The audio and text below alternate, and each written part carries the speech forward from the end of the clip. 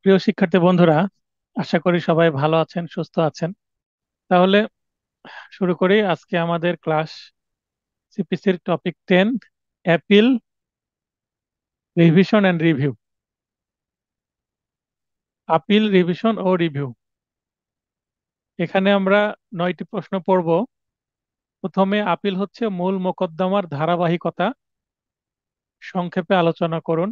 এই প্রশ্নটি একটি খুবই গুরুত্বপূর্ণ প্রশ্ন।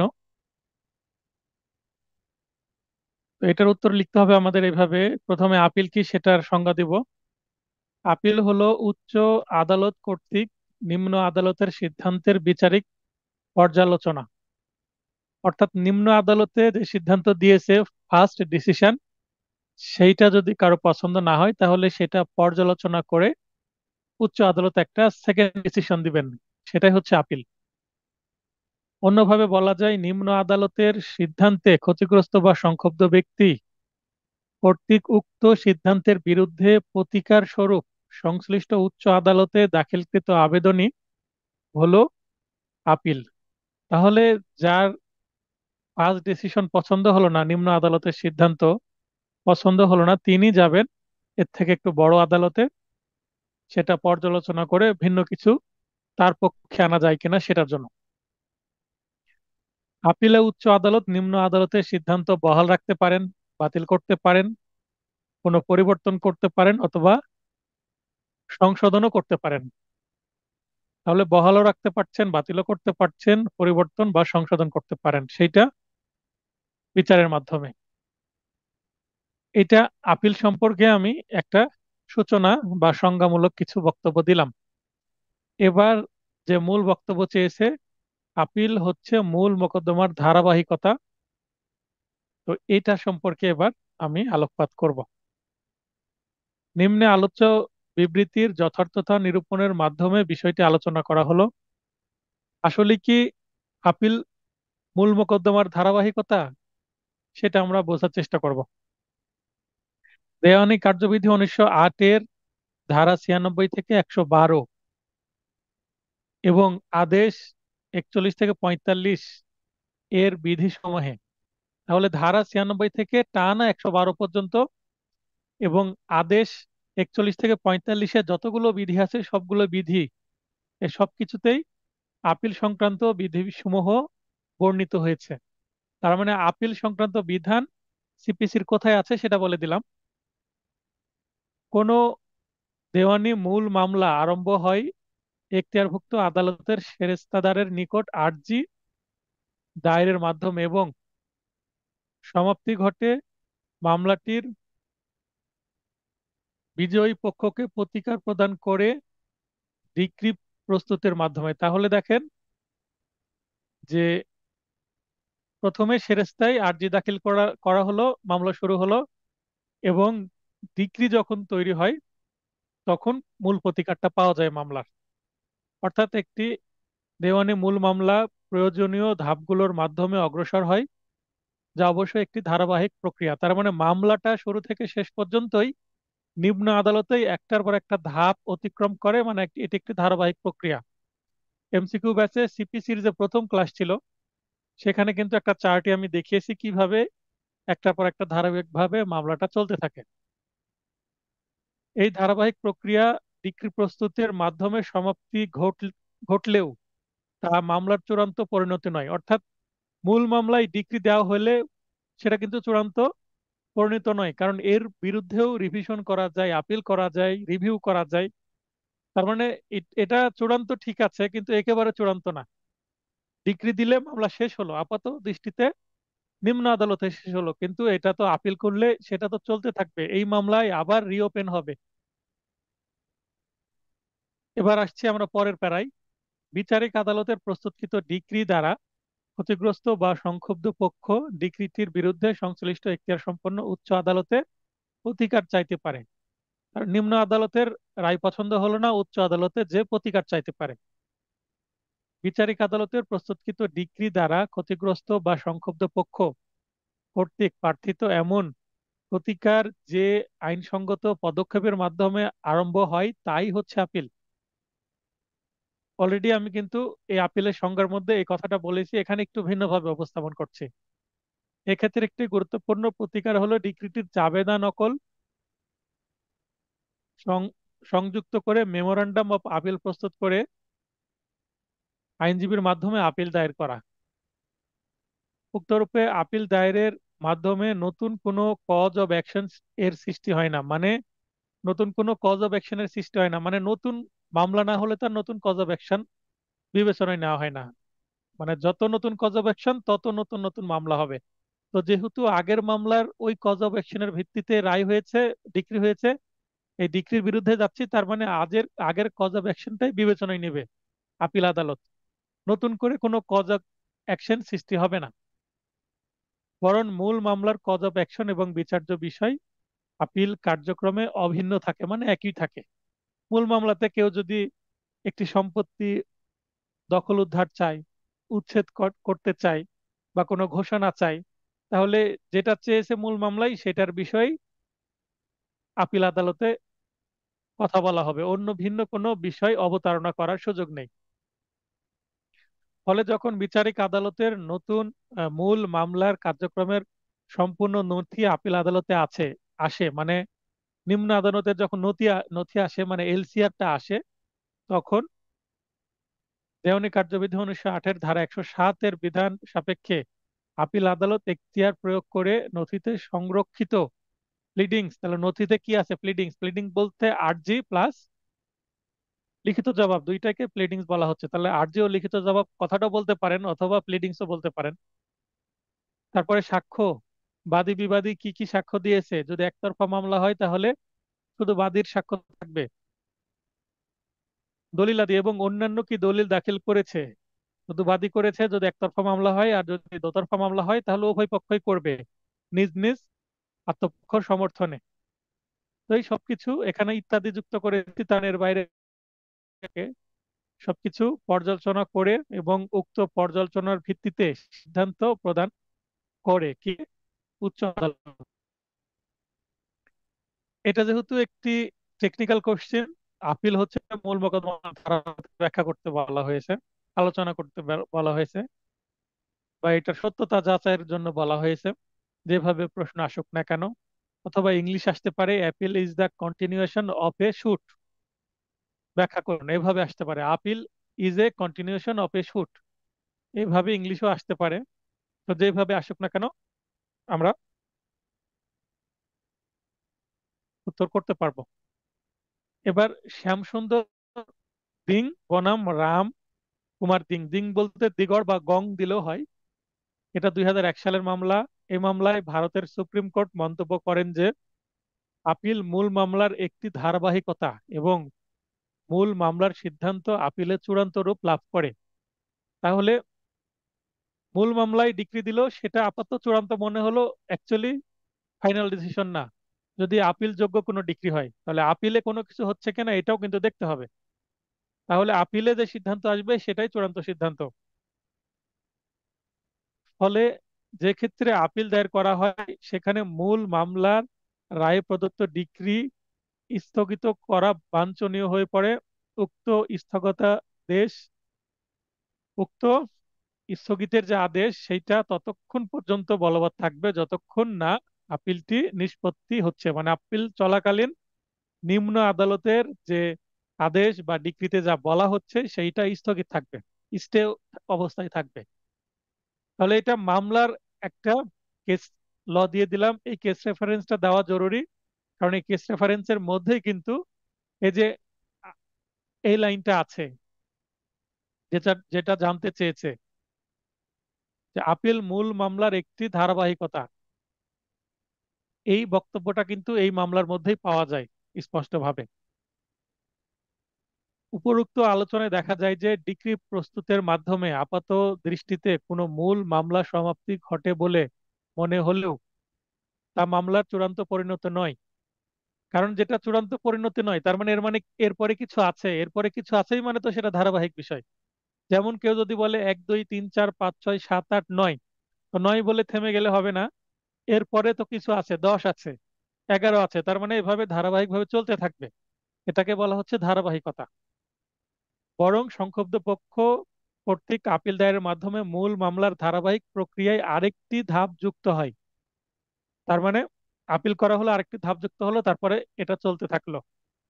অতএব বলা যায় যে আপিলে পরিচালিত আপ- আপিল আদালতের কার্যক্রম ভিন্ন কিছু নয়, বরং মূল মোকদ্দমার ধারাবাহিকতা। আশা করি এই প্রশ্নের উত্তরটা বুঝতে পেরেছেন। এটা ইংলিশে আসলেও আশা করি বুঝতে পারবেন।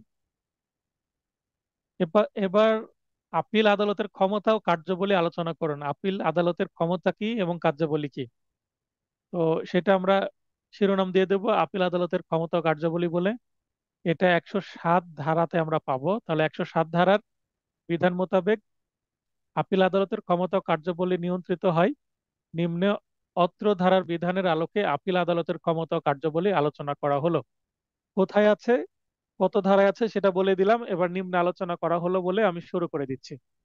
কতে আছে কোনো মোকদ্দমা চূড়ান্তভাবে নিষ্পত্তি করা। ক হচ্ছে কোনো মোকদ্দমা পুনর্প্রেরণ করা। পুনর্প্রেরণ বলতে রিমান্ড দেওয়া। বিচার্য বিষয় গঠন এবং সেগুলো বিচারের জন্য প্রেরণ করা, এবং অতিরিক্ত সাক্ষ্য প্রমাণ গ্রহণ অথবা গ্রহণের নির্দেশ দেওয়া। তাহলে নিজেই আপিল আদালত গ্রহণ করতে পারেন, অথবা নিম্ন আদালত, যে আদালত থেকে ডিক্রি দেওয়া হয়েছে এবং যে আদালতের ডিক্রির বিরুদ্ধে আপিল করা হয়েছে, সেই আদালতকে বলে দিতে পারে যে আরো কিছু সাক্ষী নেন, এটা পর্যাপ্ত না, এই সাক্ষীর মাধ্যমে সঠিক সিদ্ধান্ত নেওয়া যাচ্ছে না। তো এই চারটা পয়েন্ট কিন্তু আমরা 7 ধারাতেই পাবো। বিআর এক দেখলে বুঝতে পারবেন 7 ধারাতে এই বক্তব্যগুলোই আছে। তাহলে কোনো মোকদ্দমা চূড়ান্তভাবে নিষ্পত্তি করা, এখানে যেহেতু প্রশ্ন আসতে পারে 7 বা 8 নম্বরের জন্য বা 10 নম্বরের জন্য, তাই এই চারটা পয়েন্টকে একটু ব্যাখ্যা করতে হবে, একটু বর্ণনা করতে হবে, না হলে কিন্তু পাওয়া যাবে না নম্বর। তাহলে ধারা 107 আপিল আদালতকে কোনো মোকদ্দমা চূড়ান্তভাবে নিষ্পত্তি করার ক্ষমতা প্রদান করেছে, এবং অত্র ক্ষমতা প্রয়োগ করার ক্ষেত্রে অত্র কার্যবিধির আদেশ 41 বিধি 24-এ বর্ণিত বিধান মোতাবেক আপিল আদালত কার্যাবলী পরিচালনা করবে। তাহলে ক্ষমতা দিয়েছে 107-এ, এবং কিভাবে কাজ করবে সেইটা হচ্ছে আদেশ 41-এর 24 বিধিতে আছে। এই ক্ষেত্রে আপিল আদালত বিচারিক আদালতের ন্যায় ক্ষমতা প্রয়োগ করতে পারবে। মোকদ্দমা চূড়ান্তভাবে নিষ্পত্তি কল্পে, মানে নিষ্পত্তি করার উদ্দেশ্যে আপিল আদালত প্রয়োজনীয় মনে করলে আরো কি কি করতে পারবে? রিডিং সংশোধন করতে পারবে। পক্ষগণের মধ্যে বিরোধীয় বিষয়ে বিচার্য বিষয় পুনর্গঠন করতে পারবে। নতুন অধিকতর এবং অতিরিক্ত সাক্ষ্য গ্রহণ করতে পারবে। পত্র কার্যবিধির আদেশ 41 বিধি 24-এ বর্ণিত বিধান মোতাবেক যে ক্ষেত্রে নথিতে পর্যাপ্ত প্রমাণাদি থাকে এবং তা আপিল আদালতকে রায় ঘোষণার জন্য সমর্থ করতে যথেষ্ট হয়। মানে আপিল আদালত এলসিআর এর ভিত্তিতে যদি রায় দেওয়ার মতো যথেষ্ট মনে করে, যে এলসিআর এ যথেষ্ট এভিডেন্স আছে, সেক্ষেত্রে আপিল আদালত প্রয়োজন হলে বিচার্য বিষয় পুনর্গঠন পূর্বক মোকদ্দমাটি চূড়ান্তভাবে নিষ্পত্তি করতে পারবে। এটা 41-এর 24-এ আছে। পরের পয়েন্ট, কোন মোকদ্দমা পুনর্প্রেরণ। পুনর্প্রেরণ বলতে যে আদালত থেকে আসছিল সেই আদালতে পাঠিয়ে দেওয়া। ধারা 107 আপিল আদালতকে কোনো মোকদ্দমা বিচারিক আদালতে পুনরায় প্রেরণ বা রিমান্ড, ব্র্যাকেটে রিমান্ড দিতে পারেন, ইংরেজিতে রিমান্ড করার ক্ষমতা প্রদান করেছে, এবং অত্র ক্ষমতা প্রয়োগ করার ক্ষেত্রে অত্র কার্যবিধির আদেশ 41 বিধি 23, তাহলে রিমান্ডের বিষয়টা 23-এ আছে। এ বর্ণিত বিধান মোতাবেক আপিল আদালত কার্যাবলী পরিচালনা করবে। নিম্নলিখিত শর্ত সাপেক্ষে আপিল আদালত কোনো মোকদ্দমা বিচারিক আদালতে পুনর্প্রেরণ বা রিমান্ড করতে পারবে। যে ক্ষেত্রে, তাহলে রিমান্ড করার শর্ত কি সেইটা আমরা এখানে পাচ্ছি, যেটা কিন্তু আছে 41 আদেশের বিধি 23-এ। বিচারিক আদালত মোকদ্দমাটি প্রাথমিক প্রশ্নে নিষ্পত্তি করেছে। তার মানে বিচারিক আদালত প্রাথমিক প্রশ্নে নিষ্পত্তি করেছে, এইটা আর বিস্তারিত গভীরে যাওয়া হয়নি। বিচারিক আদালত মোকদ্দমাটি পূর্ণাঙ্গ রূপে নিষ্পত্তি করেছে। পূর্ণাঙ্গ রূপে নিষ্পত্তি করেছে ঠিক আছে, কিন্তু সেইটার ত্রুটি আছে। আপিল আদালত বিচারিক আদালতের ডিক্রি বাতিল করেছে। ডিক্রি যদি বাতিল করে তাহলে পুনরায় সেটা ফেরত পাঠানো যেতে পারে। যে ক্ষেত্রে মোকদ্দমার ঘটনা ও প্রেক্ষাপট বিবেচনায় পুনর্প্রেরণ করা যায় না, সেক্ষেত্রে মোকদ্দমার পক্ষগণের সম্মতিতে পুনর্প্রেরণ করা যেতে পারে। তার মানে রায় এবং মামলার এলসিআরে যা কিছু আছে সবকিছু বিবেচনায় রিমান্ডে পাঠানো যায় না মামলাটি, কিন্তু দুই পক্ষই যদি চায়, যে তারা বলছে ঠিক আছে রিমান্ডে পাঠান, আমরা নিম্ন আদালতে সেটা আবার সাক্ষী প্রমাণে দেওয়ার চেষ্টা করছি, উভয় পক্ষ রাজি হলে আদালত সেটা মেনে নেবেন এবং রিমান্ডে পাঠিয়ে দেবেন। উপরোক্ত বিধি মোতাবেক আপিল আদালত মোকদ্দমা বিচারিক আদালতে পুনর্প্রেরণ করার ক্ষমতা প্রয়োগে বাধাগ্রস্ত হলে 151 ধারার বিধান মোতাবেক সহজাত ক্ষমতা প্রয়োগ করে উক্ত পরিস্থিতিতে কোনো মোকদ্দমা বিচারিক আদালতে পুনর্প্রেরণ করতে পারবেন। তার মানে যখন 107-এ যে ক্ষমতা সেইটা পর্যাপ্ত না হয়, বা আদেশ 41-এর বিধি 23 পর্যাপ্ত না হয়, এর বাইরেও যদি অতিরিক্ত ক্ষমতা প্রয়োগ করার প্রয়োজন মনে করে আপিল আদালত, তাহলে 151 ধারা ইনহেরেন্ট পাওয়ার বা সহজাত ক্ষমতা প্রয়োগ করতে পারবেন রিমান্ডে দেওয়ার ক্ষেত্রে। পরের পয়েন্ট, বিচার্য বিষয় গঠন এবং সেগুলো বিচারের জন্য প্রেরণ। বিচার্য বিষয় গঠন বলতে ইস্যু গঠন, ইস্যু আর বিচার্য বিষয় একই কথা। ইস্যু ইংরেজি আর বিচার্য বিষয় বাংলা। দেওয়ানি কার্যবিধি 1908-এর আদেশ 41 বিধি 25, তাহলে আদেশ কিন্তু 41 সবগুলোই দেখছি, তো বিধি পরিবর্তন হচ্ছে কোনোটাতে। এর আগে ছিল 24, তারপর 23, এবার 25, এটা মনে রাখবেন। এর বিধান মতে যে ক্ষেত্রে ডিক্রি প্রদান করে বিচারী আদালত বিচার্য বিষয় গঠনকালে তথ্যগত প্রশ্ন নিষ্পত্তি করতে ব্যর্থ হয়েছে বা সঠিকভাবে বিচার্য বিষয় গঠন করতে সক্ষম হয়নি মর্মে আপিল আদালতের নিকট প্রতীয়মান হয়, সেক্ষেত্রে আপিল আদালত শুধুমাত্র বিচার্য বিষয় গঠনপূর্বক তা বিচার নিষ্পত্তির জন্য ডিক্রি প্রদান করে বিচারিক আদালতে প্রেরণ করতে পারবেন। তার মানে ইস্যু গঠন করে আবার পাঠাই দিল, অনেকটা রিমান্ডের মতোই, কিন্তু এখানে ইস্যু গঠনটা একটু রিমান্ডের সাথে অ্যাড হচ্ছে। অতিরিক্ত সাক্ষ্য প্রমাণ গ্রহণ করা অথবা গ্রহণের নির্দেশ দেওয়া, অর্থাৎ আপিল আদালত নিজে গ্রহণ করতে পারবেন অথবা নিম্ন আদালতকে অতিরিক্ত সাক্ষী নেওয়ার জন্য নির্দেশ দিতে পারবেন। সিপিসিআর আদেশ 41 বিধি 27-এর বিধান মতে আপিলের পক্ষগণ আপিল আদালতে মৌখিক বা দালিলিক কোনো প্রকার অতিরিক্ত সাক্ষ্য প্রমাণ উপস্থাপন করতে অধিকারী নয়। সাধারণ নিয়ম অনুসারে আপিল আদালতে অতিরিক্ত সাক্ষ্য দেওয়া যায় না, তবে তবে বলতে এর ব্যতিক্রম। নিম্নলিখিত ক্ষেত্রে আপিল আদালত অতিরিক্ত সাক্ষ্য গ্রহণ করতে পারে। 23 সালে একটি এমসিকিউ প্রশ্ন ছিল যে আপিল আদালতের ক্ষমতা কি কি কি করতে পারে, অতিরিক্ত সাক্ষ্য গ্রহণ করতে পারে কিনা, এরকম একটা অপশন ছিল। তো আমরা দেখতে পাচ্ছি যে আপিল আদালত অতিরিক্ত সাক্ষ্য গ্রহণ করতে পারে। ডিক্রি প্রদান করে আদালত কর্তৃক কোনো সাক্ষ্য যা গ্রহণ করা উচিত ছিল কিন্তু গ্রহণ করতে অস্বীকার করেছিল, নিম্ন আদালত গ্রহণ করেনি। বাদী বা বিবাদী বলছে আমি একটা সাক্ষী দিব, অতিরিক্ত একটা সাক্ষী দিব, তিনটা দিয়েছে আমি আরো একটা দিব, কিন্তু আদালত বলছে দরকার নেই।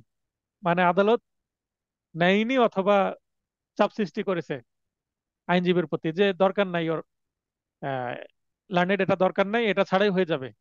এইভাবে যদি কোর্ট মানে না নিয়ে থাকে বা অস্বীকার করে দরকার নাই বা নিবেই না, কোর্ট পক্ষ বা পক্ষের আইনজীবীর সাথে যদি এরকম করে এবং সেই বিষয়টা যদি আপিলে তুলে ধরা হয়, সেক্ষেত্রে আপিল আদালত উক্ত বিষয়ে অতিরিক্ত সাক্ষ্য গ্রহণ করতে পারবে। তাহলে নিম্ন আদালত নিল না আপিল, নিম্ন আদালত সাক্ষী নিল না অতিরিক্ত, আপিল আদালতে এসে বলা যাবে যে আমি আরো দুই একটা সাক্ষী দিব। বাদী পক্ষ বা বিবাদী পক্ষ যিনি আপিল করবেন তার বক্তব্য এটা। আপিল আদালতকে রায় প্রদানে সক্ষম করতে পারে এমন কোন নথি উপস্থাপন বা সাক্ষ্যের জবানবন্দি গ্রহণ আপিল আদালত অতিরিক্ত সাক্ষ্য হিসেবে গ্রহণ করতে পারবে। আবার বিচারের সময় যে সাক্ষ্য প্রাপ্য ছিল না, মানে যখন বিচার চলছিল ওই সময় একটা সাক্ষ্য পাইনি, কিন্তু রায় দেওয়ার পরে আপিল চলাকালীন বা আপিল দায়েরের আগেই, রায়ের পরে আপিল দায়েরের আগে বা রায় চলাকালীন একটা নতুন এভিডেন্স পাওয়া গেছে এবং যুক্তিসঙ্গত পরিশ্রম করার পরও পাওয়া যায়নি, তার মানে নিম্ন আদালতে রায় দেওয়ার পূর্বে এটা অনেক চেষ্টা করেও পাওয়া যায়নি। অনেক সময়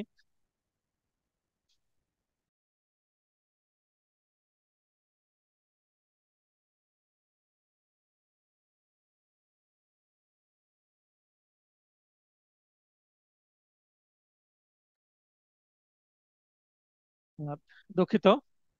তো অনেক সময় মনে করেন যে খতিয়ানের আবেদন করা হলো, বা সাব রেজিস্ট্রার অফিস থেকে একটা দলিলের সার্টিফাইড কপি চাওয়া হচ্ছে, বা অন্যান্য ওয়ারিশন সনদ চাওয়া হচ্ছে, এরকম অনেক কিছু যেটা চেষ্টা করেও সঠিক সময়ের মধ্যে পাওয়া যায়নি, যেটা পরে রায়ের পরে পাওয়া গেছে, আপিলে এসে এই এভিডেন্সটা, সেই সাক্ষ্যটা সাবমিট করা যেতে পারে, তখন সেইটা বিবেচনায় নিয়ে নতুন সাক্ষী নেওয়া যেতে পারে।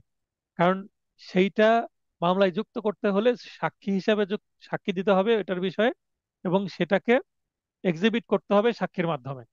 এক্সিবিট বা প্রদর্শনী না করলে সেই ডকুমেন্টকে রায়ের সময় কি নেওয়া হবে না, বিবেচনায় নেওয়া হবে না। এমন কোনো সাক্ষ্য আপিল আদালত গ্রহণ করতে পারে। সাক্ষীটি এমন হয় যা বিচারের সময় হাজির করা হলে মোকদ্দমার ফলাফলে গুরুত্বপূর্ণ প্রভাব বিস্তার করতে পারতো। তার মানে সেই সাক্ষীটা যদি দেওয়া হতো, তাহলে রায়ে একটা পরিবর্তন আসতো, যেটা নিম্ন আদালত সেটা না নেওয়ায় পরিবর্তন হয়নি। তার মানে এখানে ন্যায় বিচার ব্যাহত হয়েছে এক কথায়।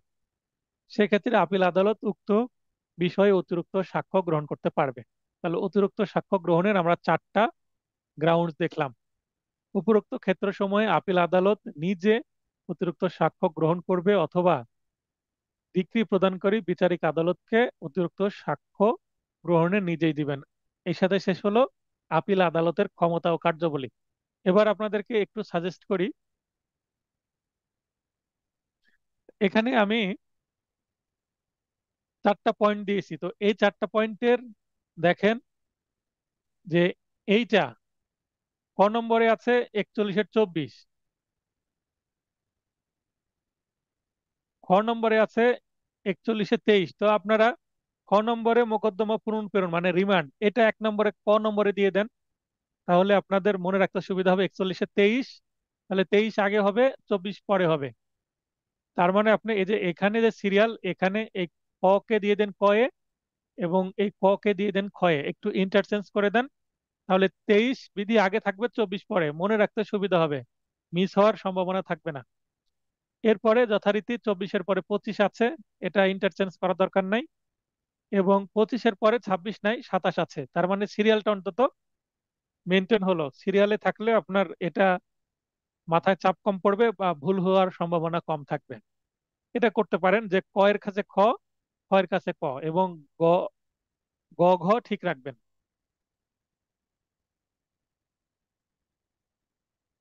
আচ্ছা, পরে প্রশ্ন হচ্ছে, আপনি কি মনে করেন সকল ডিক্রির বিরুদ্ধে আপিল করা যায়? মানে প্রশ্ন করা হচ্ছে যে সকল ডিক্রি কি আপিলযোগ্য, মানে আপনি কি মনে করেন সকল ডিগ্রির বিরুদ্ধে আপিল করা যায়, বা আপিল যোগ্য কি সকল ডিগ্রি? তাহলে সকল ডিগ্রির বিরুদ্ধে আপিল করা যায় কিনা আমরা দেখব।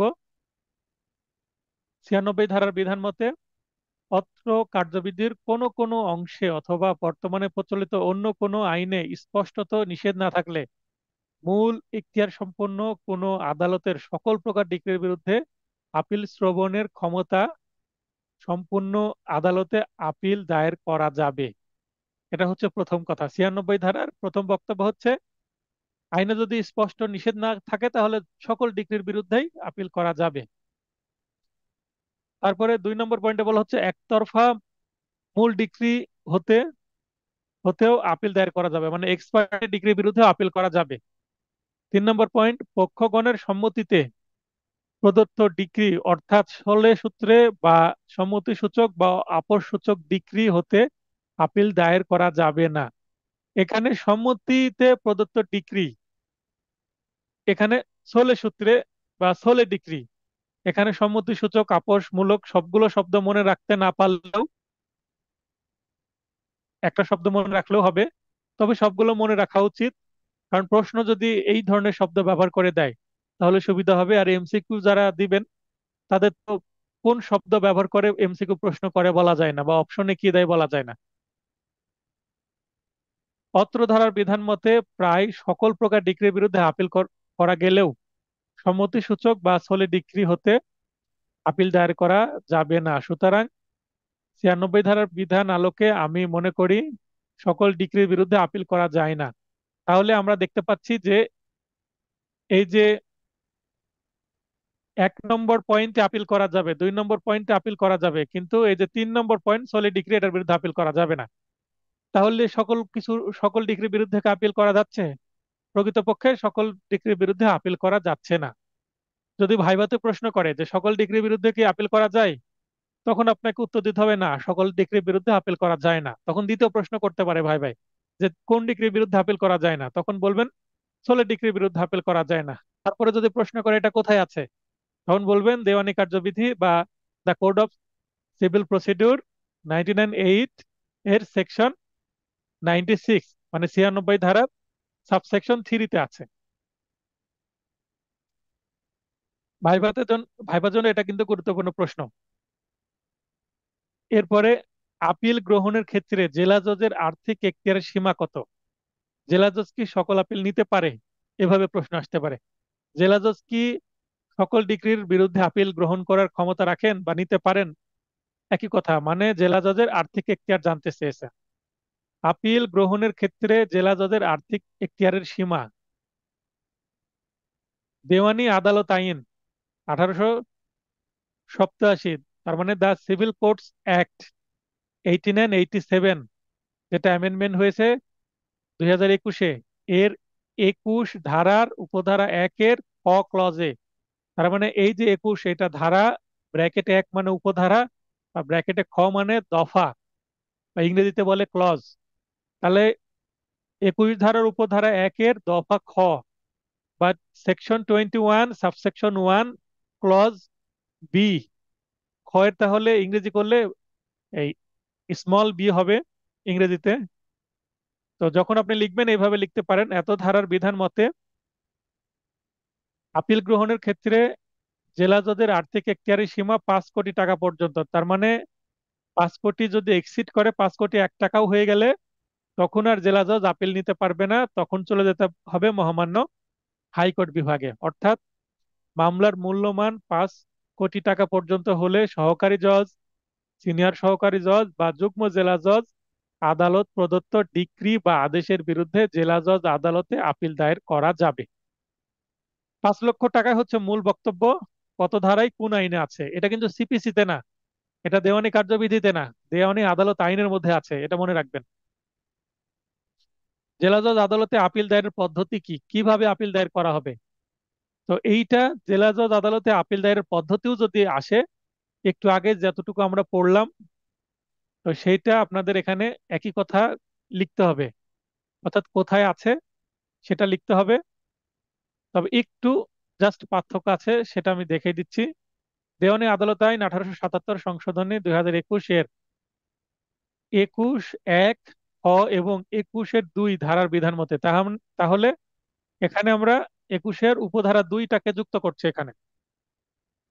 মামলার মূল্যমান 5 কোটি টাকা পর্যন্ত হলে সহকারী জজ, সিনিয়র সহকারী জজ, যুগ্ম জেলা জজ আদালত প্রদত্ত ডিক্রি বা আদেশের বিরুদ্ধে জেলা জজ আদালতে আপিল দায়ের করা যাবে। সেটা ডিক্রি হোক বা আদেশ হোক, অর্ডার অর ডিক্রি, দুইটার বিরুদ্ধে করা যাবে। এখানে আবার তামাদি আইন 1908-এর প্রথম তফসিলে 152 অনুচ্ছেদের বিধান মতে, 152 অনুচ্ছেদে কি আছে তামাদি আইনে, ডিক্রি প্রচারের 30 দিনের মধ্যে জেলা জজ আদালতে দেওয়ানি আপিল দায়ের করা হবে। এখানে 30 দিনের মধ্যে কথাটা ছুটে গেছে, 30 দিনের মধ্যে কথাটা লিখে নেন আপনারা এখানে। তার মানে এখানে তামাদি আইনের অনুচ্ছেদটা দিয়ে দিলে এই যে 30 দিন যে তামাদির মেয়াদ, সেটা উল্লেখ করা হলো, এটাই হচ্ছে পদ্ধতি। এটা 2-3 নম্বরের জন্য আসতে পারে। মেমোরান্ডাম বা মেমো অফ আপিল বা অ্যাপিল এর আবশ্যকীয় উপাদান সমূহ কি কি, একটা মেমোতে কি কি থাকে? আদেশ 41 বিধি 1 ও 2 এর বিধান মতে মেমোরান্ডাম অফ অ্যাপিলের আবশ্যকীয় উপাদান সমূহ নিম্নরূপ। 5টা উপাদান থাকবে, সেটা লিখে দিলে হলো সংক্ষিপ্তভাবে। তাহলে আদেশ 41 বিধি 1 ও 2 উল্লেখ করতে হবে, না হলে নম্বর কমে যাবে। দেওয়ানি আপিল স্মারকের আকারে আদালতে রুজু করতে হয়। স্মারকের ইংরেজি হচ্ছে মেমোরেন্ডাম। তাহলে মেমোরেন্ডাম আকারে বা স্মারকের আকারে রুজু করতে হয়। রুজু মানে দাখিল করতে হয় বা সাবমিট বা ফাইলিং করতে হয়। প্রত্যেক আপিলে স্বাক্ষর করবে আপিলকারী বা তার উকিল। তাহলে আপিলকারীও স্বাক্ষর করবে। এখানে বা যদিও দেওয়া আছে, কিন্তু বাস্তবে আপিলকারীও স্বাক্ষর করে এবং তার উকিলও স্বাক্ষর করে। উকিল দাখিলকারী হিসাবে স্বাক্ষর করে, দাখিলকারক হিসাবে। আর মক্কেল আপিল দায়ের করছেন, তার সম্মতি সূচক তিনি স্বাক্ষর করেন। আপিলের স্মারকলিপির সাথে একটি করে ডিক্রি বা রায়ের জাবেদা নকল প্রদান করতে হবে। যে ডিক্রি বা আদেশের বিরুদ্ধে বা যে রায়ের বিরুদ্ধে, যে জাজমেন্টের বিরুদ্ধে আপিল করা হচ্ছে, তার একটা সার্টিফাইড কপি নিম্ন আদালত থেকে উত্তোলন করে আবেদনের মাধ্যমে সেটা অ্যাটাচ করে দিতে হবে এই মেমোর সাথে। দেওয়ানি আদালতের মেমোতে কোনো একটি কারণ উল্লেখ না করলে শুনানিকালে তা উপস্থাপন করা যাবে শুধুমাত্র আপিল আদালতের অনুমতি সাপেক্ষে। মনে করেন যে একটা গ্রাউন্ড আপনি মিস করেছেন লিখতে, বা একাধিক গ্রাউন্ড আপনি পরে যুক্ত করতে চাচ্ছেন, তখন আদালত আপনাকে পারমিশন দিলেই করতে পারবেন, নচেত করা যাবে না। অতএব আপিল দায়ের করার সময় খুব চিন্তা ভাবনা করে, ভেবে চিন্তে ফাইল করতে হবে সময় নিয়ে। আমি আপিল দায়ের করার জন্য মিনিমাম 2 সপ্তাহ সময় নিই। কোনো মক্কেল আমার কাছে আসলে সিভিল আপিল দায়ের করার জন্য আমি বলি যে আমাকে দিয়ে যান সবকিছু, আমি 2 সপ্তাহ সময় নিব ম্যাক্সিমাম। এই 2 সপ্তাহে আমি ভাববো এটা কিভাবে লিখতে হবে, লিখবো, লিখার পরে কোনো সিনিয়রকে দেখাবো। তারপরে সিনিয়র কোনো কারেকশন দিতে চাইলে সেটা কারেকশন করে একটা ড্রাফট রেডি করব, ফাইনাল ড্রাফট। সেটা সাদা কাগজে প্রিন্ট করে মক্কেলকে দেখাবো যে এগুলো লিখলাম, আপনার যদি পছন্দ হয় এটা ফাইনাল প্রিন্ট করে ডেমিতে আপিল ফাইল করব। ডেমি বা কার্টিস পেপারে প্রিন্ট করে সই নিয়ে আমার স্বাক্ষর সিল দিয়ে কোর্ট ফি লাগিয়ে জমা দিয়ে দিই। আইনে আপিলের বিধান উল্লেখ না থাকলে আপিল করা যায় না। তাহলে আইনে বিধান আছে, এটা আবার কিন্তু ব্যাখ্যা দিতে হবে। মেমোরান্ডাম অফ আপিলের সাথে কোন কোন দলিলাদি সংযুক্ত করতে হবে, এর সাথে কি কি দলিল দিতে হবে? খুবই ছোট প্রশ্ন, 1 নম্বরের প্রশ্ন। তো তার নিম্নরূপ দুইটা পয়েন্ট দিয়েছি। আপিল যদি কোনো আইনজীবীর মাধ্যমে দায়ের করা হয় তবে একটি ওকালতনামা সংযুক্ত করতে হবে। তাহলে আইনজীবীর মাধ্যমে দাখিল করতেই তো হয়, এবং আইনজীবীকে নিযুক্ত করার জন্য ওকালতনামা দিতে হবে, না হলে তো আইনজীবী কথা বলতেই পারবে না।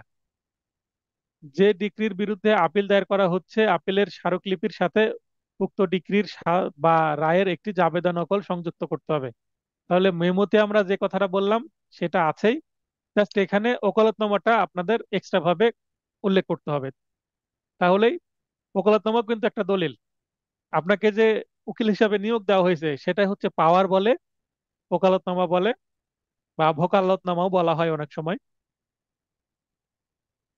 আপিল অধীন ডিক্রি কার্যকারিতা স্বয়ংক্রিয়ভাবে স্থগিত হতে পারে কি আলোচনা করেন। মানে আপিল করলেই অটোমেটিক ভাবে কি স্থগিত হয়ে যাবে? আপিল অধীন ডিক্রি কার্যকারিতা স্বয়ংক্রিয়ভাবে স্থগিত হতে পারে কিনা সেটা আমরা দেখব। আদেশ 41 বিধি 5(a)(5)(1) এর বিধান মতে, মানে বিধি 5-এর উপবিধি 1, আপিলযোগ্য ডিক্রির ক্ষেত্রে আপিল দায়েরের জন্য তামাদির মেয়াদ শেষ হবার পূর্বে আপিল দায়ের করা হলে স্বয়ংক্রিয়ভাবে ডিক্রির অধীন কোনো কার্যক্রম যেমন জারি কার্যক্রম স্থগিত হয়ে যায় না।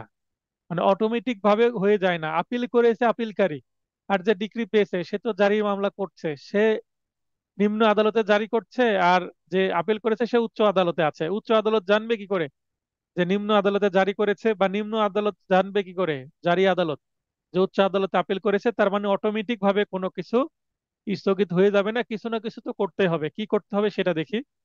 বরং উপযুক্ত কারণ বিদ্যমান।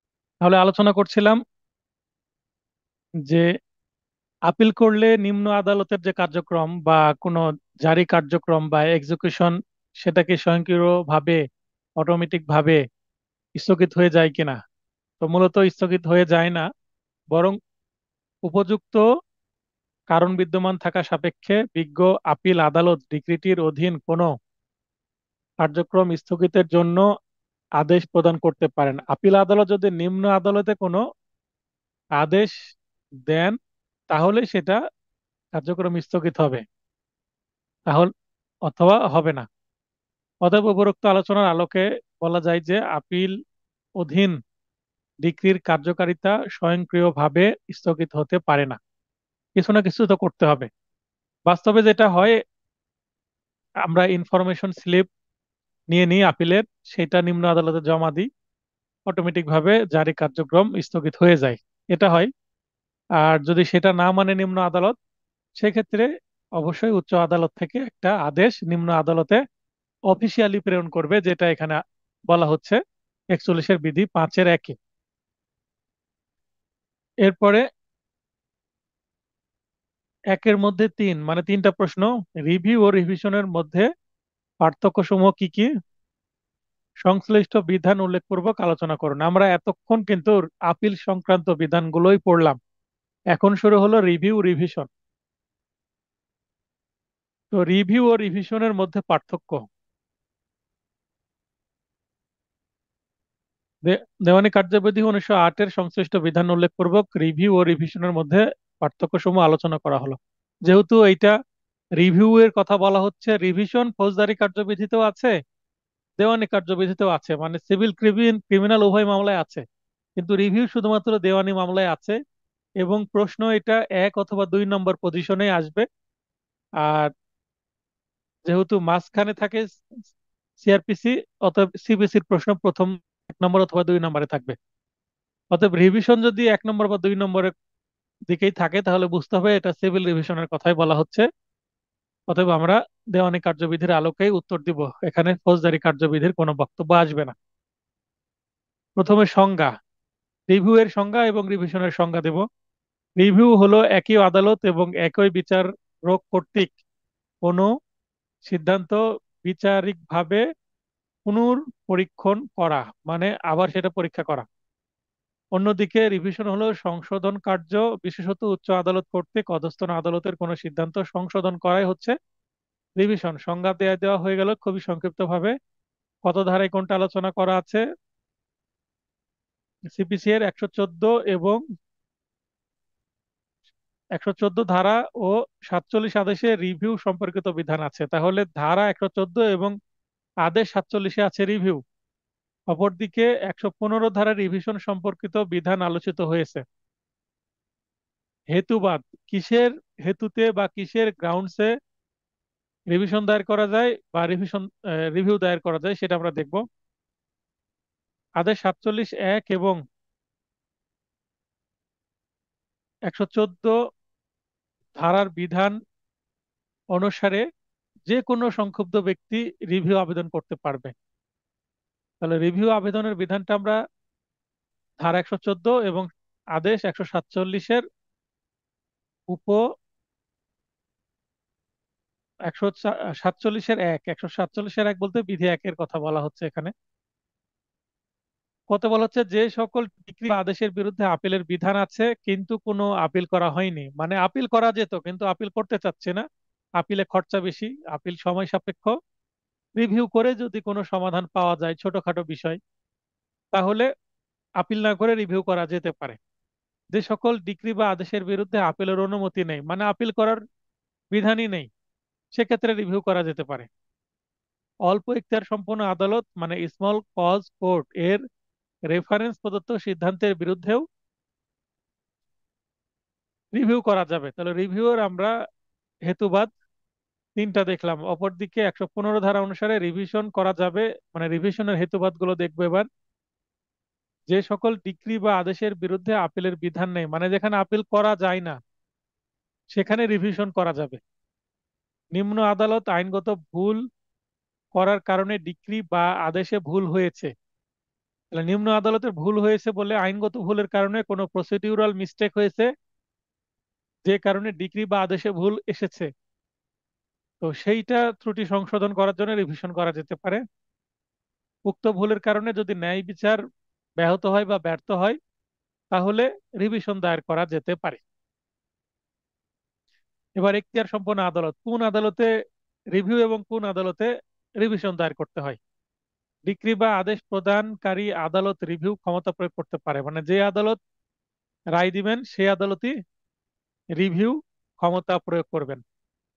অন্যদিকে হাইকোর্ট বিভাগ ও জেলা জজ রিভিশন ক্ষমতা প্রয়োগ করতে পারে। তাহলে জেলা জজ এবং হাইকোর্ট বিভাগে রিভিশন করা যায়। আমাদের মেয়াদ, জেলা জজ আদালত বা হাইকোর্ট বিভাগে 90 দিনের মধ্যে রিভিউ করতে হয়। তাহলে রিভিউ এর মেয়াদ একটাই, সেটা ডিস্ট্রিক্ট জাজে হোক বা হাইকোর্ট ডিভিশনে হোক, 90 দিন। অপরদিকে হাইকোর্ট বিভাগে 90 দিনের মধ্যে এবং জেলা জজ আদালতে 30 দিনের মধ্যে রিভিশন দায়ের করা যায়। তার মানে রিভিশনের ক্ষেত্রে মেয়াদ 90 এবং 30, কোর্ট হিসাবে ভিন্ন ভিন্ন, কিন্তু রিভিউটা দুইটা কোর্টের ক্ষেত্রে 90 দিন। তাহলে পার্থক্যটা স্পষ্ট হচ্ছে। আমাদের মেয়াদের ক্ষেত্রেও পার্থক্য আছে, তাই এই পয়েন্টটা দিয়েছি। এবার আমলে গ্রহণ, শুধুমাত্র সংক্ষুব্ধ ব্যক্তির আবেদনক্রমে আদালত রিভিউ আবেদন শুনতে পারে। স্বউদ্যোগে আদালতের এমন আবেদন শুনানি করার কোনো সুযোগ নেই। তার মানে রিভিউ নিজ থেকে শুনবে না আদালত, নিজেরাই নিজে রিভিউ করবে না। বার কাউন্সিলের যে আদেশ, তখন কিন্তু নিজে রিভিউ করে, কিন্তু সিপিসি অনুসারে রিভিউ নিজে করে না আদালত, কেউ আবেদন করলে করে। অপরদিকে সংক্ষুব্ধ ব্যক্তির আবেদন ক্রমে ও স্বউদ্যোগে হাইকোর্ট বিভাগ রিভিশন ক্ষমতা প্রয়োগ করতে পারে। তাহলে হাইকোর্ট বিভাগের কিন্তু নিজ থেকে রিভিউ করার বিধান আছে। তিনি যদি দেখেন, আহ, তিনি জানবেন কি করে? যদি কোনো মামলার বিষয়বস্তু ভাইরাল হয়ে যায়, বা মনে করেন যে পত্র পত্রিকা চলে আসছে, আলোচনা হচ্ছে অনেক, হাইকোর্টের যদি নজরে আসে, নিজে থেকেই তিনি নিম্ন আদালতের নথি তলব করে সেটা রিভিউ করতে পারেন, কেউ আবেদন না করলেও। এটা হাইকোর্ট স্বপ্রণোদিত ভাবে সুমোটো ভাবে করতে পারেন। সুমোটোই মানে স্বউদ্যোগে। প্রতিকার, রিভিউ এবং রিভিশনের ক্ষেত্রে প্রতিকার কি? রিভিউ আবেদন মঞ্জুর করে প্রদত্ত আদেশ একটি আপিলযোগ্য আদেশ। রিভিউ করা হলো, রিভিউ যে আদেশটা দিবে আদালত, এই রিভিউ এর আদেশের বিরুদ্ধে আপিল করা যাবে। তার মানে রিভিউয়ে যে আদেশ আসবে, যে সিদ্ধান্ত আসবে, সেটা আপিলযোগ্য সিদ্ধান্ত। তার মানে রিভিউ এর বিরুদ্ধে আপিল করা যায়। অন্যদিকে রিভিশন ক্ষমতা প্রয়োগ করে প্রদত্ত আদেশ একটি আপিল অযোগ্য আদেশ। রিভিশন করার পর সেটার বিরুদ্ধে আর আপিল করার সুযোগ নেই। তবে উক্ত ক্ষেত্রে দ্বিতীয় রিভিশন দায়ের করার বিধান আছে। জেলা জজে রিভিশন করা হলো, সেই রিভিশনে আপনার পক্ষে যদি রিভিশনের রায়টা না আসে, তাহলে সেকেন্ড রিভিশন মহামান্য হাইকোর্ট বিভাগে করা যাবে। তার মানে রিভিশনের বিরুদ্ধে রিভিশন করা যায়, কিন্তু রিভিউর বিরুদ্ধে আর কিছু করা যায় না। সরি, রিভিউর বিরুদ্ধে আপিল করা যায়, আর রিভিশনের বিরুদ্ধে আপিল করা যায় না, কিন্তু রিভিশন করা যায়। পার্থক্য এতটুকুই। তাহলে প্রতিকারগত আমরা পার্থক্য দেখছি, এই 7টা পয়েন্ট আমরা দেখছি। 5 নম্বরের জন্য পার্থক্য প্রশ্নগুলো সাধারণত এসে থাকে। তো 5 নম্বরের জন্য আমি অনুরোধ করব 7টা পয়েন্টই লিখবেন। তাহলে কোনো পয়েন্টে যদি একটু মিস্টেক হয়ে যায়, তবুও 5-এ 5 পাওয়ার সম্ভাবনা আছে। কোনো মোকদ্দমায় রিমান্ড করা মানে পুনর্প্রেরণ করার যে বিধান, সেটা এটা ক্ষয়ে আছে। প্রশ্নটা দেখে আসি। কি পরিস্থিতিতে আপিল আদালত একটি মামলা পুনঃশুনানির জন্য বিচারিক আদালতে প্রেরণ বা রিমান্ড করতে পারেন? তার মানে রিমান্ডের পরিস্থিতি কি, কোন পরিস্থিতিতে, মানে গ্রাউন্ডস গুলো কি কি, এক্ষেত্রে বিচারিক আদালতের করণীয় কি, সংশ্লিষ্ট বিধান উল্লেখপূর্বক আলোচনা করুন। এটা কিন্তু আমরা অলরেডি আপিল আদালতের ক্ষমতার মধ্যে পড়ে ফেললাম। তো সেটা আমরা আবার পড়বো একটু। কোনো মোকদ্দমা পুনর্প্রেরণ বা রিমান্ড করা, আমরা 4টা যে পয়েন্ট দেখেছিলাম 107-এ, তার মধ্যে এটা একটা। তাহলে 107 ধারা 107 আপিল আদালতকে কোনো মোকদ্দমা বিচারিক আদালতে পুনর্প্রেরণ করার ক্ষমতা প্রদান করেছে, এবং অত্র ক্ষমতা প্রয়োগ করার ক্ষেত্রে অত্র কার্যবিধির আদেশ 41 বিধি 23। ঠিক আমরা উপরে যে প্রশ্নটা পড়লাম, মেবি 2 নম্বর প্রশ্ন ছিল, এই যে এখানে যে খ, কোনো মোকদ্দমা পুনঃপ্রেরণের ক্ষমতা, এই যে এখানে আদেশ 41 বিধি 23, যেটা এখানে আলোচনা করেছি, সেম ওইটাই কিন্তু আবার রিপিট হচ্ছে।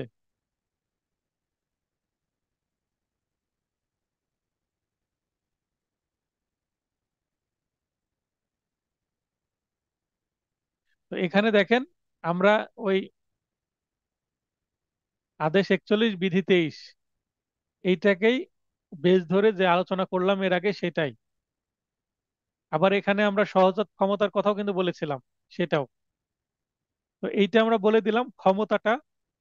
এরপরে এই প্রশ্নটা যদি একটু বেশি নম্বরের জন্য আসে, এই যে এই অংশটুকু আমরা একটু যুক্ত করব, এটা ওই অংশে নাই, এখানে আছে। পুনর্প্রেরণকৃত মোকদ্দমার ক্ষেত্রে বিচারিক আদালতের করণীয়, এইটা কিন্তু একের মধ্যে দুই। এই যে খ নম্বর প্রশ্নে দুইটা অংশ আছে। প্রথম অংশের উত্তর আমরা আগেই পড়েছি, সেটা ক্ষমতা। এবং দ্বিতীয় অংশের যে উত্তর, যে বিচারিক আদালত কি করবে যদি রিমান্ডে দেয়, সেক্ষেত্রে বিচারক আদালত আপিল আদালত থেকে ফেরত আসা মামলাটা কি কি করবেন, সেইটা 9টা পয়েন্টে আমি ব্যাখ্যা করার চেষ্টা করেছি। আপিল আদালত কোনো মোকদ্দমা বিচারিক আদালতে পুনঃপ্রেরণ করলে বিচারিক আদালতের করণীয় নিম্নে আলোকপাত করা হলো। আলোকপাত করা হলো বলতে বর্ণনা করা হলো বা আলোচনা করা হলো, অন্য ভাষাও ব্যবহার করতে পারেন। আপিল আদালতের নির্দেশনা অনুসারে মোকদ্দমাটি নিষ্পত্তির ব্যবস্থা করবেন। তাহলে আপিল আদালত যা যা বলেছে সেই অনুসারে, সেই নির্দেশনা বা সেই ডিক্টেশন অনুসারেই নিম্ন আদালত কাজ করবেন। আপিল আদালতের নতুন কোনো বিচার্য বিষয় প্রণয়ন করলে, আপিল আদালতের নতুন কোনো যদি বিচার্য বিষয় প্রণয়ন করে তারপরে যদি আবার রিমান্ডে পাঠায় মামলাটা, তাহলে কিন্তু ওই নতুন বিচার্য বিষয় অর্থাৎ সে মোতাবেক মোকদ্দমাটি নিষ্পত্তির ব্যবস্থা করবেন। তাহলে নতুন বিচার্য বিষয়ের আলোকে আবার কিছু অতিরিক্ত সাক্ষী অবশ্যই নিতে হবে। এমন মোকদ্দমা মূল মোকদ্দমার নম্বরের অধীন পুনঃগ্রহণ করবেন, অর্থাৎ মূল মোকদ্দমার নম্বরের অধীনেই হবে, নতুন করে আর নম্বর দেওয়ার দরকার হবে না। অতঃপর মোকদ্দমার অগ্রসর হবেন বলতে এইটা আবার সাক্ষী গ্রহণ করা প্রয়োজন হলে করবেন, অথবা আর্গুমেন্টের জন্য দিবেন। যেহেতু পুনরায় বিচারের কথা বলছেন, তার মানে এখানে সাক্ষী নেওয়াটা মাস্ট। বিচার বলতে কিন্তু মূলত সাক্ষীকে বোঝায়। সাক্ষী যদি না নেওয়া হয় তাহলে রিমান্ডের কোনো মূল্যই থাকবে না। তার মানে সাক্ষী নিবেই, সাক্ষীকেই বিচার বলা হয় অ্যাকচুয়ালি। সিভিল মামলাতেও সাক্ষীকে বিচার বলা হয়, বা পিএইচ বা এফপিএইচ বলা হয়। ক্রিমিনাল মামলাতেও সাক্ষীকে বিচার বলা হয়। দেখবেন যারা কোর্টে যান, কজ লিস্ট দেখেন, তো বিশেষ করে দায়রা জজ আদালতগুলো বিচার লিখে থাকে, বা নারী শিশু মামলার আদালতগুলোতে বিচার লিখে থাকে। বিচার মানে সাক্ষীর জন্য, বিচারের দিন সাক্ষ্য গ্রহণ করা হয়। আবার অনেক সময় থাকে পর বিচার। বিচার বলতে বিচার পরবর্তী কার্যক্রম, অর্থাৎ সাক্ষী শুরু হয়ে গেছে, সাক্ষী কন্টিনিউয়াস আছে, মানে সাক্ষী চলমান আছে, কমপ্লিট হয়নি তবে শুরু হয়ে গেছে, সেটাকে পর বিচার বলে বা পরবর্তী বিচার। বিশেষ ক্ষেত্র ব্যতীত শুধুমাত্র মূল বিচারের সময় গ্রহণকৃত সাক্ষ্যই পুনর্গৃহীত মোকদ্দমার সাক্ষ্যরূপে বিবেচিত হবে। তার মানে বিশেষ ক্ষেত্র ব্যতীত যদি নির্দেশনা থাকে আবার সাক্ষী নেন, অতিরিক্ত সাক্ষী, তাহলে নিবেন। অথবা যেই সাক্ষী নেওয়া হয়েছিল ওই সাক্ষীটাকেই আবার হয়তোবা নিতে বলতে পারে, বা আবার জেরার সুযোগ দিতে পারে। পুনর্গৃহীত মোকদ্দমার বিচারের ক্ষেত্রে বিচারিক আদালতের স্বাধীনতা আপিল আদালতের নির্দেশনা দ্বারা নিয়ন্ত্রিত হয়। অর্থাৎ আগে যেমন আপিলে যাওয়ার আগে মূল মামলায় প্রথমবার সিদ্ধান্ত দেওয়ার ক্ষেত্রে, রায় দেওয়ার ক্ষেত্রে পূর্ণ স্বাধীনতা ছিল নিম্ন আদালতের, কিন্তু এবার সেই স্বাধীনতা নাই। কারণ উচ্চ আদালতের একটা নির্দেশনা মাথার উপরে কাজ করছে। তো সেই নির্দেশনার আলোকেই তাকে সিদ্ধান্ত নিতে হবে। আপিল আদালতের নির্দেশনা থাকলে বিশেষ ক্ষেত্রে অতিরিক্ত সাক্ষ্য গ্রহণ করতে হবে বা করবেন। তার মানে আপিল আদালত বলেছে অতিরিক্ত সাক্ষ্য নিতে হবে।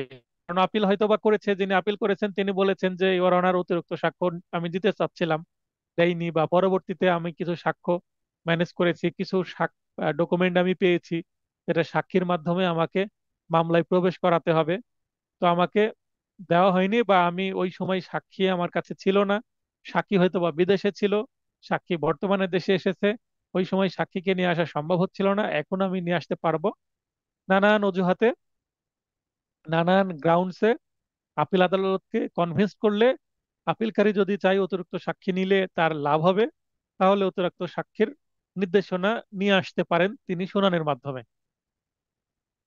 বিচার শেষে পুনরায় রায় প্রদান করবেন। তাহলে বিচার শেষে নিম্ন আদালত আবার রায় প্রদান করবেন। আর আপিল আদালত তো নির্দেশনা দিয়ে রিমান্ডে পাঠিয়ে দিয়েছেন। আপিল আদালত কোনো রায় দেয়নি, জাস্ট একটা আদেশ দিয়েছেন, রিমান্ডের আদেশ। রিমান্ডের আদেশ এটা কোনো রায় না, এটা জাস্ট একটা অর্ডার, কোনো জাজমেন্ট না। পূর্ণাঙ্গ জাজমেন্ট নিম্ন আদালতই দিবেন। এক্ষেত্রে নতুন রায়ের আলোকে প্রস্তুত ডিক্রি, তার মানে আগের যে ডিক্রি সেটা বাতিল হয়ে যাবে, এবং নতুন যে ডিক্রি সেটা কি হবে, পূর্বের ডিক্রির অনুগামী বা প্রতিগামী যে কোনো প্রকার বা সমন্বিত উভয় প্রকার হতে পারে। অনুগামী মানে ওটাকে ফলো করে ওটার মতোই কিছুটা পরিবর্তন, আর প্রতিগামী মানে ব্যাপক পরিবর্তন হতে পারে। তার মানে আগে বাদীর পক্ষে রায় হয়েছিল, আপিলে এসে বাদীর বিপরীতে রায় চলে যেতে পারে। অথবা একটা কম্বিনেশন করতে পারে, বাদীকে হয়তোবা একটা পারিবারিক মামলায় 2 লক্ষ টাকা ডিক্রি দিয়েছিল, আপিলে যে রিমান্ডের আদেশ নিয়ে আসলো আপিলকারী পক্ষ অর্থাৎ বিবাদী পক্ষ, তারপরে এই বিবাদী বা দেনদার পক্ষে কি লাভ হলো, হয়তোবা ওই কিছু টাকার পরিমাণ কমে গেল, 1,50,000 টাকা ডিক্রি দিল, মানে 50,000 টাকা সেফ হলো তার, এরকম হতে পারে। অথবা মাসে বাচ্চাকে ভর্তুকি বাবদ 5,000 টাকা করে দিতে বলছিল, আপিল আদালতে বলেছে একটু ইওর অনার কমান, কারণ আমার মক্কেল দিতে পারবে না, তার সামর্থ্য নাই 5,000 করে। তখন হয়তো বা আপিল আদালত বলেছে ঠিক আছে আপনি 3,500 বা 3,000 করে দিবেন। তাহলে মাসে 5,000 আর মাসে 3,000 অনেক পার্থক্য চলে আসলো। এইটাই কিন্তু আপিল আদালতের যাওয়ার একটা সুবিধা পেয়ে গেল যারা আপিল করেছে তারা। তো এইটাই বলছি অনুগামী বা প্রতিগামী বা সমন্বিত রূপ। তো যদি ডিক্রি পুরোটা ক্যান্সেল হয়ে যায় সেটা হচ্ছে প্রতিগামী বা বিপরীতে, আর অনুগামী বলতে ওইটাই বহাল থাকলো। অথবা সমন্বিত, সমন্বিত বলতে ওই যে একটু কম বেশি করে দিল। এবার গ নম্বর প্রশ্নটা পড়ে আসি। একটি আপিলে আপিল আদালত দেখেন যে বিচারিক আদালতের রায় ত্রুটিপূর্ণ, কিন্তু আপিলটি নিষ্পত্তির জন্য নথিতে পর্যাপ্ত সাক্ষ্য আছে। তার মানে সাক্ষ্য ঠিকই আছে, এই সাক্ষ্যের ভিত্তিতে একটা মানে সঠিক রায় দেওয়া যায়। কিন্তু এই সাক্ষীকে বিবেচনায় না নিয়ে হয়তোবা কোনো কারণে পক্ষপাতিত্বমূলক কোনো একটা পক্ষে রায় দিয়ে ফেলেছে বিচারিক আদালত, বা তার নিজের কোনো ত্রুটির কারণে বা দক্ষতার কমতির কারণে, অনুধাবন ক্ষমতা কমের কারণে, যেটাই হোক না কেন, এটা যদি করে ফেলেন সেক্ষেত্রে আপিল নিষ্পত্তির জন্য আপিল আদালতের করণীয় কি? তার মানে সাক্ষীগুলো ঠিকই আছে, সাক্ষীর ভিত্তিতে একটা ন্যায় বিচার দেওয়া যায়, কিন্তু ন্যায় বিচার ব্যাহত হয়েছে, ত্রুটিপূর্ণ রায় দিয়েছে বিচারিক আদালত। আপিল আদালত এটা পর্যবেক্ষণ করলেন, তখন আপিল আদালত কি করবেন এবং উক্ত আদালত কি কি ক্ষমতা প্রয়োগ করতে পারবেন সংশ্লিষ্ট বিধান উল্লেখপূর্বক আলোচনা করুন। তার মানে আপিল আদালতের ক্ষমতার কথাই বলা হচ্ছে। হতেও কিন্তু আমরা ক্ষমতাই দেখলাম, হতেও এসে ক্ষমতাই দেখবো, কিন্তু বিশেষ একটা সিচুয়েশন তৈরি করে দেওয়া হয়েছে, অনেকটা কিছুটা সেমি প্রবলেমেটিক কোশ্চেন, মানে কিছুটা প্রবলেমেটিক কোশ্চেন, পূর্ণ না, আধা আধা, অর্ধেক প্রবলেমেটিক কোশ্চেন আমরা বলতে পারি এটাকে, পরিপূর্ণ না। তাহলে গ নম্বর আমরা প্রশ্ন উত্তর দেখবো এবার। আপিল নিষ্পত্তির জন্য আপিল আদালতের করণীয় সেক্ষেত্রে 41 বিধি, আদেশ 41 বিধি 24-এ বর্ণিত বিধান মোতাবেক যে ক্ষেত্রে নথিতে পর্যাপ্ত প্রমাণাদি থাকে এবং তা আপিল আদালতকে রায় ঘোষণার জন্য সমর্থ করতে যথেষ্ট হয়, সেই ক্ষেত্রে আপিল আদালত প্রয়োজন হলে বিচার্য বিষয় পুনর্গঠন পূর্বক মোকদ্দমাটি চূড়ান্তভাবে নিষ্পত্তি করতে পারবেন। তার মানে নিজেই ইস্যু গঠন করবেন নতুন করে, আগের ইস্যুর সাথে কিছু যুক্ত করে বা আগের ইস্যুগুলোকে সংশোধন করে কিছু যোগ কিছু বিয়োগ করে তিনি একটা নতুন ফ্রেশ ইস্যু গঠন করে সেইটা নিষ্পত্তি করতে পারবেন। অতএব বিচারিক আদালতে ত্রুটিপূর্ণ রায়টি সংশোধনের উদ্দেশ্যে নথিতে বিদ্যমান পর্যাপ্ত সাক্ষ্য পর্যালোচনা করে আপিল আদালত আপিলটি নিষ্পত্তি করবেন। এক্ষেত্রে প্রয়োজন হলে বিচার্য বিষয় পুনর্গঠন পূর্বক আপিল আদালতের মোকদ্দমাটি চূড়ান্তভাবে নিষ্পত্তি করতে পারবেন। তাহলে এখানে এইটা কিন্তু অলরেডি আমরা পড়েছি আপিল আদালতের ক্ষমতার মধ্যে 41-এর 24-এ, তার মানে 24টা ছিল কয়ে ছিল, ডিরেক্ট কয়ে ছিল, সেইটা আমরা এখানে আবার রিপিট করলাম। তার মানে আপনি যদি আদেশ 41টা ঠিকভাবে পড়েন সেখানে 23, 24, 25 এবং 27, 26টা বাদ। আবারও বলছি, আপিল আদালতের ক্ষমতা আছে আদেশ 41-এর বিধি 23, 24, 25, 26 বাদ 27, আমরা 26 পড়বো না, 26টা ইম্পর্টেন্ট না। আজকের ক্লাসের যদি আপনাদের কারো কোনো প্রবলেম থাকে, প্রশ্ন করতে চান, তাহলে হাত উত্তোলন করে প্রশ্ন করতে পারেন।